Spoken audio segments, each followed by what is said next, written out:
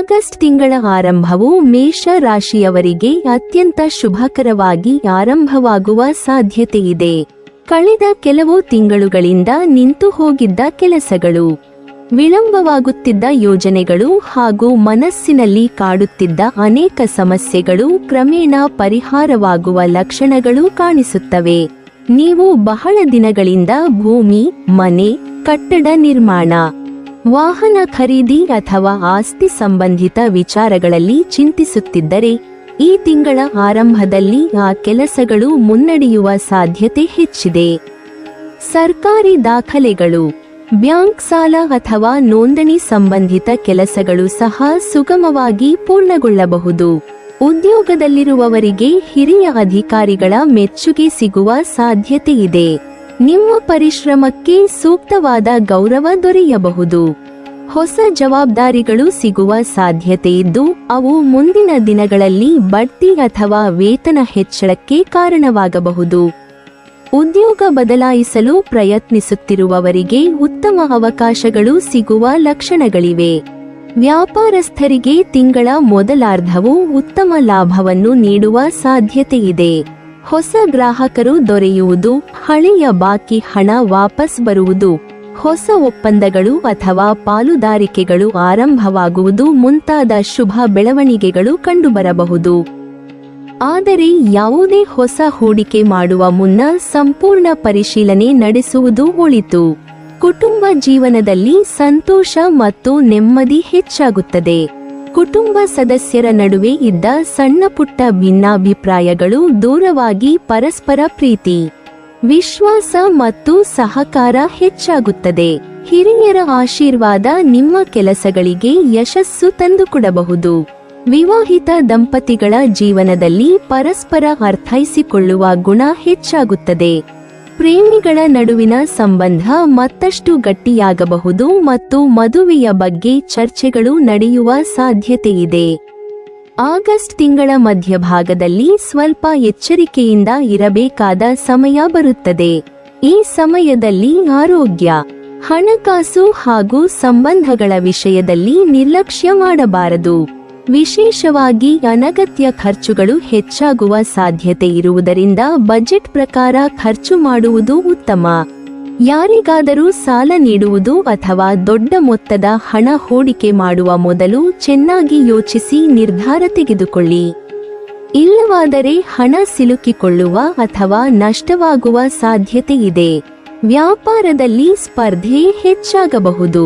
ನಿಮ್ಮ ಪ್ರತಿಸ್ಪರ್ಧಿಗಳು ಹೊಸ ತಂತ್ರಗಳನ್ನು ಅನುಸರಿಸುವ ಸಾಧ್ಯತೆ ಇರುವುದರಿಂದ ನೀವು ಸಹ ಸಮಯಕ್ಕೆ ತಕ್ಕಂತೆ ಯೋಜನೆ ರೂಪಿಸಬೇಕು.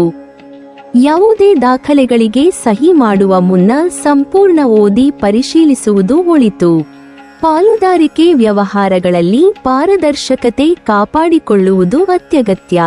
ಆರೋಗ್ಯದ ವಿಷಯದಲ್ಲಿ ಹೊಟ್ಟೆ, ಜೀರ್ಣಕ್ರಿಯೆ, ಗ್ಯಾಸ್ಟ್ರಿಕ್, ಆಸಿಡಿಟಿ ಅಥವಾ ಆಹಾರ ಪದ್ಧತಿಯಿಂದ ಉಂಟಾಗುವ ಸಮಸ್ಯೆಗಳ ಬಗ್ಗೆ ಎಚ್ಚರಿಕೆ ವಹಿಸಬೇಕು.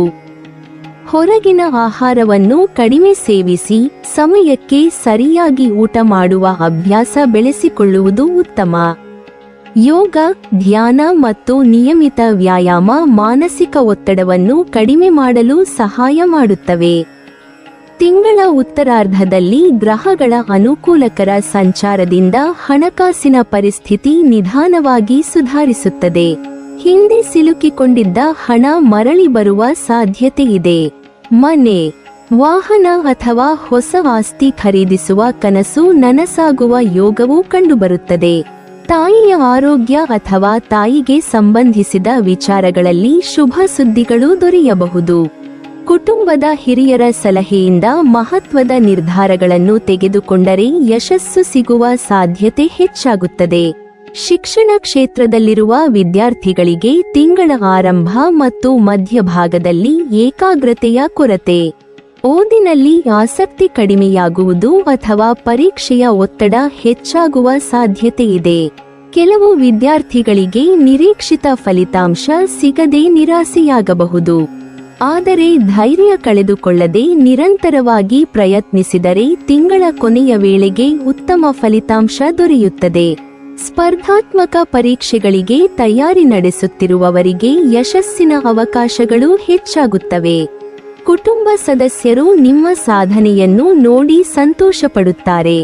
ಉದ್ಯೋಗದಲ್ಲಿರುವವರಿಗೆ ಕೆಲವೊಮ್ಮೆ ಕಚೇರಿಯ ಒತ್ತಡ, ಹೆಚ್ಚಿದ ಕೆಲಸದ ಹೊರೆ ಅಥವಾ ಸಹೋದ್ಯೋಗಿಗಳೊಂದಿಗೆ ಭಿನ್ನಾಭಿಪ್ರಾಯಗಳು ಮಾನಸಿಕ ಒತ್ತಡವನ್ನುಂಟು ಮಾಡಬಹುದು. ಆದರೂ ನಿಮ್ಮ ತಾಳ್ಮೆ ಮತ್ತು ಪ್ರಾಮಾಣಿಕತೆ ಕೊನೆಯಲ್ಲಿ ನಿಮಗೆ ಉತ್ತಮ ಫಲಿತಾಂಶ ತಂದುಕೊಡುತ್ತದೆ.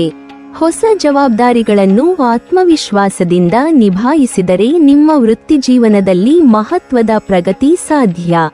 ನಿರುದ್ಯೋಗಿ ಯುವಕ ಯುವತಿಯರಿಗೆ ಆಗಸ್ಟ್ ತಿಂಗಳ ಮಧ್ಯಭಾಗದಿಂದ ಉತ್ತಮ ಅವಕಾಶಗಳು ಕಾಣಿಸಿಕೊಳ್ಳುತ್ತವೆ.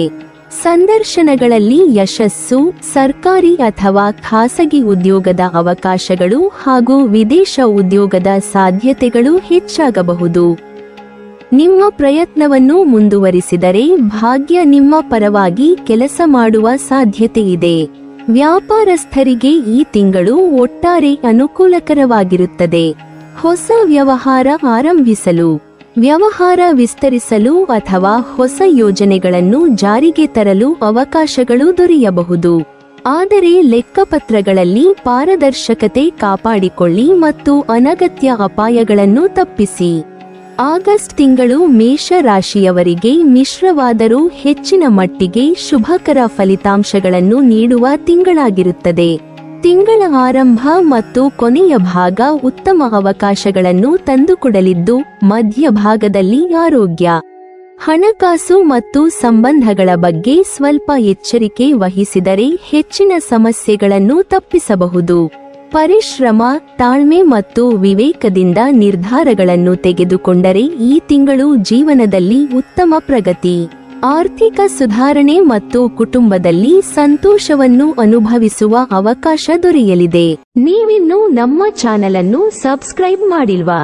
ಹಾಗಾದರೆ ಈ ಕೂಡಲೇ ನಮ್ಮ ಇಂದ್ರಜಾಲ ಚಾನೆಲ್ ಅನ್ನು ಸಬ್ಸ್ಕ್ರೈಬ್ ಮಾಡಿ ಮತ್ತು ಪಕ್ಕದಲ್ಲಿರುವ ಬೆಲ್ ಐಕಾನ್ ಅನ್ನು ಕ್ಲಿಕ್ ಮಾಡಿದರೆ ನಮ್ಮ ಹೊಸ ವಿಡಿಯೋಗಳನ್ನು ನೀವು ನೋಡಬಹುದು.